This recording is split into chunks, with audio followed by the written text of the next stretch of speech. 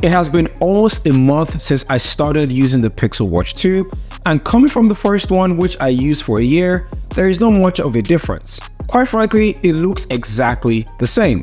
But just like smartphones in 2023, it's not about what is on the outside, but what is on the inside. So in this video, I'm going to be talking about my experience with the Pixel Watch 2, the battery life, the new sensors, is it great for working out, what band is best for you, and the most important question, if you should get one. Let's go. The first thing Google addressed here is the battery life. The first Pixel Watch had okay battery life. It wasn't a day like Google said, so I was a bit skeptical with the Pixel Watch 2. But I can say confidently, the battery life here is pretty awesome. It is a full day, actually maybe a day and a half before you need to charge this. And I use this to track my workouts every morning for about 90 minutes with the Fitbit app. I get home by 9 AM to about 90% battery life. So throughout the day, it's either I'm getting notifications because my Instagram is kind of popping right now, or maybe phone calls and many other things. It is great to know I can use this without having to reduce the brightness or turn off the always on display. Where Google sort of dropped the ball though is how you charge it. It went from being magnetic to having pins. I don't know why they did that. I was really confused on how to charge this the first time I got it, but once you really get the hang of it, you should be fine. Plus, the charging speed is a lot faster, giving 50% in 30 minutes. I guess these are trade-offs I would accept. Better battery life, faster charging over charging pins, sign me up any day. With its design, when I said it looks the same, I mean it looks exactly the same. This is the Pixel Watch 2 on my left hand, and this is the first generation Pixel Watch on my right. The design looks exactly the same, which is great because consistency is the name of the game, and it doesn't or wouldn't make any sense for Google to redesign their smartwatch when they're still trying to carve out their corner in the smartwatch industry. The Apple Watch has not changed its design since its inception, somebody proved me wrong, so I don't think we should start looking for a crazy redesign. The only thing that really changed are the sensors and the charging ports at the bottom.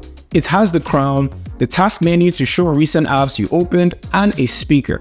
The crown is nice, but I've never really used it to navigate the watch. It always feels like a waste of time since I can just use my fingers to scroll around the watch. I guess it just comes down to your preference. The color choices are also in tandem with the Pixel 8 and the Pixel 8 Pro. And speaking of color bands, it is only one size and one size fits all, which is a 41mm band. This is fine with me and probably most people, but if you have bigger hands, getting another band may work in your favor. Also, if you have the Pixel Watch 1, those bands will work on the Pixel Watch 2, so you don't need to spend more money. In terms of its comfort, I have two bands I mostly use every day. The first is the active band that I use every day when I'm going to the gym. The second is the Metal Links band for when I'm around the house or I'm just going out. Both of them are comfortable, and I sometimes find myself sleeping with them, even though I can swear by anything I hate sleeping with a watch. Although the active band shouldn't be worn very tightly so blood circulation is not cut off. Overall though, I think I give comfort for both these bands a solid 8/10. However, there is a flaw that Google doesn't tell you. If your watch gets broken or damaged, there is no way to fix it. They have no in-house repair team or even a third-party team. The best they can do is extend a preferred care to its users in the US and Canada, meaning they most likely will replace it. So if you buy one outside Canada, well, you're kind of on your own. A huge reason why people want to buy the Pixel Watch 2 is Fitbit. Google owns Fitbit, so it's imperative the sensors and the tracking are pretty accurate, and I'm happy to report that they are. It's like Google went through forums and Reddit posts on what people complain about on the first generation Pixel and decided to fix them. During the Pixel events earlier this month, a lot was said about the new upgraded sensors, and it has shown during my testing. With automatic tracking, for example, I remember taking a walk in my neighborhood, and after about 10 to 15 minutes, it asked me if I was taking a walk and I wanted to track it. It also sends a prompt to end your workout if there's no activity for 5 minutes. This is great because I always, if not all the time, forget to end my workouts. Great work from Google. Also, the new sensor is 40% more accurate when tracking your heart rates for more intense workouts. And I can't really say what is or what isn't accurate, but when I tracked it with the Apple Watch, it gave me almost the same number. The Pixel Watch 2 also has a few more training features. The most notable is having 4 personalized heart rate zones: light, moderate, vigorous, and peak. It is also color-coded to give a better understanding of where your heart rate falls on the scale. You can also choose a target zone and it notifies you if you're outside that target zone. As someone who works out and runs occasionally, it's great to have this feature at my disposal. Okay, here are a few quality of life changes, the little things that go under the radar. Now, the first is there are a ton of new watch faces within the Pixel Watch 2. It's very customizable, from the color to different options on your display, like the number of steps, your heart rate, and of course, the battery life.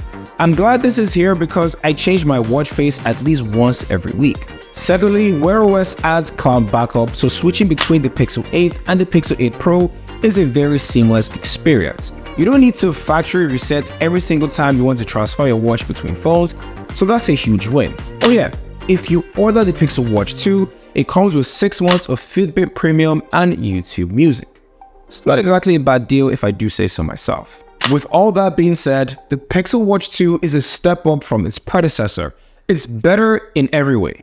Battery life has been improved, charging speed is also up there with the fastest in the industry, sensors are also accurate to a degree, they added a bunch of new watch faces that are very customizable, and it just looks really good. And the price is exactly the same from last year. $349 US and $479 Canadian. What more do you really want to ask for? Plus, if you're in the US, you can do a trade deal. If I were Samsung, I'd be very nervous. But that is just one man's opinion, and I'd like to hear yours. What do you think about the Pixel Watch 2? Comment down below and let me know. And also, thank you guys for watching this video. If you got any value from this, smash that like button and let's get this video to 500 likes. And also subscribe, as this goes a long way for me. My name is KJOS, and I'll catch you guys in the next one.